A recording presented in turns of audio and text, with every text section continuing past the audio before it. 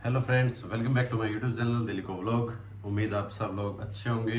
आज है 1 तारीख और आज या तो शाम से या कल से आपके जो फॉर्म है वो फिल होना स्टार्ट हो जाएंगे। ठीक है, तो आज मैं जानकारी दूंगा कि फॉर्म कैसे फिल करना है और क्या क्या चीज़ें आपसे वो मांगेगा।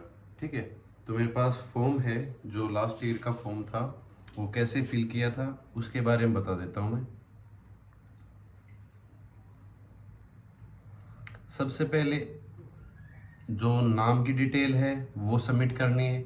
ठीक है, कि आपका नाम क्या है। नाम जो आधार कार्ड में है और आपका 10वीं 12वीं में है वो सेम होना चाहिए। ठीक है, तो उसकी जो डिटेल है वो सबमिट करनी है। उसके बाद अगर आपने नाम चेंज करवाया है तो वो नाम लिखना है, जो चेंज नाम है आपका। ठीक है, और उसके साथ जो भी सर्टिफिकेट बनता है वो सर्टिफिकेट लगाना है, जिसकी वजह से आपका ये शो होता है कि नाम है वो चेंज हो गया है। फिर है फादर नेम, जो भी आपका 10वीं और 12वीं में और आधार कार्ड में सेम नाम है, सिमिलर नाम है, वो होना चाहिए। कोई भी सरनेम वगैरह इस तरीके से अगर है तो उसमें लगाओ, अगर नहीं है तो बिल्कुल मत लगाओ। फिर मदर नेम, ठीक है, सेम इस तरीके से। डेट ऑफ बर्थ है वो आपकी एक साथ जो, ठीक है, 1/7/2023 तक काउंट करके चलनी है हमने कि कितनी हमारी जो एज है वो हो चुकी है। और एक बार डेट ऑफ बर्थ है वो एग्जैक्ट जो भी आपकी है जितनी भी है वो लिखनी है।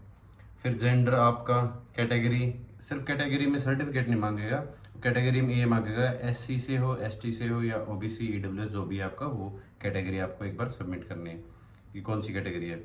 Nationality, marks of visible identification, कि आपका विजिबल कोई भी मार्क हो, जैसे मेरा यहाँ मोल है तो इस तरीके से कोई भी आपका जो भी कट है कहीं पे भी वो आप इसके अंदर बता सकते हो।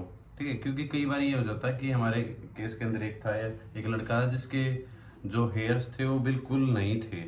ठीक है, और उस टाइम पे उसको ज़्यादा दिक्कत हो गई, तो उसने जो मोल वगैरह है उसके हिसाब से या जो भी उसने आइडेंटिफिकेशन दी थी उसके हिसाब से उसको पहचाना गया। मेट्रिकुलेशन की आपने सिर्फ ये बताना कि वो CBSE बोर्ड से हो या HBSE बोर्ड से हो, और रोल नंबर बताना है जो भी आपका 10वीं और 12वीं का रोल नंबर है वो। ठीक है, उसके बाद ये चीज़ें सबमिट करने के बाद नेक्स्ट है कि कौन से ईयर में आपको आपने 10वीं की है वो चीज़, 2012 में, 14 में, 10 में, जिस हिसाब से भी आपकी जो 10वीं हुई है वो चीज़। Do you belong to a caste not including in central list of OBC but notified as OBC by the government of NCT of India, इसमें हमने नो करना है। Whether department candidate of Delhi police, अगर दिल्ली पुलिस के candidate हो तो yes, नहीं तो नो करना है।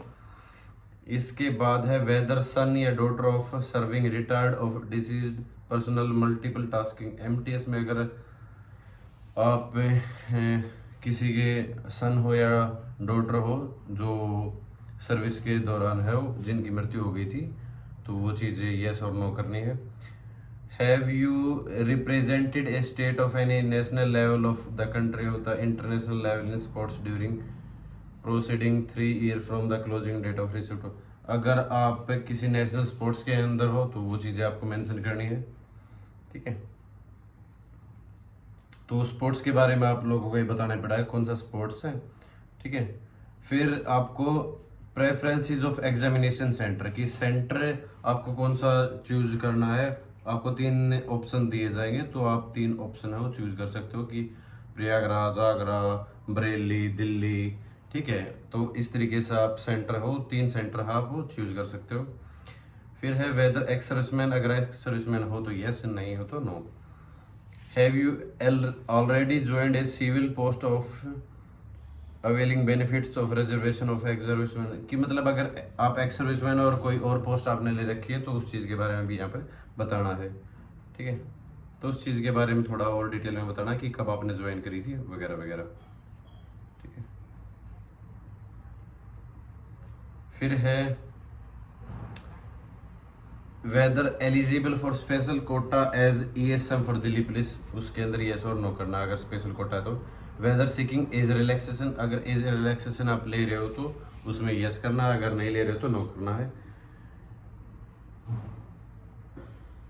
ठीक है, are you a national cadet corps NCC के कैंडिडेट हो तो उसके बारे में मेंशन करना है कि अगर आप एनसीसी के कैंडिडेट हो और आपके पास कौन सा सर्टिफिकेट है वो भी आपको मेंशन करना है, ABC, क्योंकि ए के अंदर 2 नंबर मिलते हैं और अगर आपका बी सर्टिफिकेट है तो 3 नंबर मिलते हैं और अगर आपका सी सर्टिफिकेट है तो 5 नंबर मिलते हैं। ठीक है, तो एनसीसी जो कैंडिडेट है उसके बारे में बताना है कि कौन सा आपके पास सर्टिफिकेट है और कब आपके पास ये एनरोल हुआ था।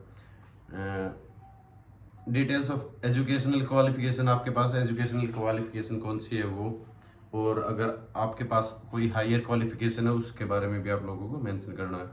उसमें क्या क्या मेंशन करना है, एक तो आपका बोर्ड कौन सा है या यूनिवर्सिटी कौन सी है, उसका रोल नंबर, ठीक है, कौन कौन से आपके सब्जेक्ट्स थे, वो जिस ईयर में पास किया वो परसेंटेज है, वो परसेंटेज ध्यान से आपको फिल करनी कि कितनी आपकी टोटल परसेंटेज काउंट होती है। ठीक है, वैसे सबमिट नहीं करनी। फिर आपका जो एड्रेस है, पोस्टल एड्रेस है, जिस पते पे आप लोगों को वो जो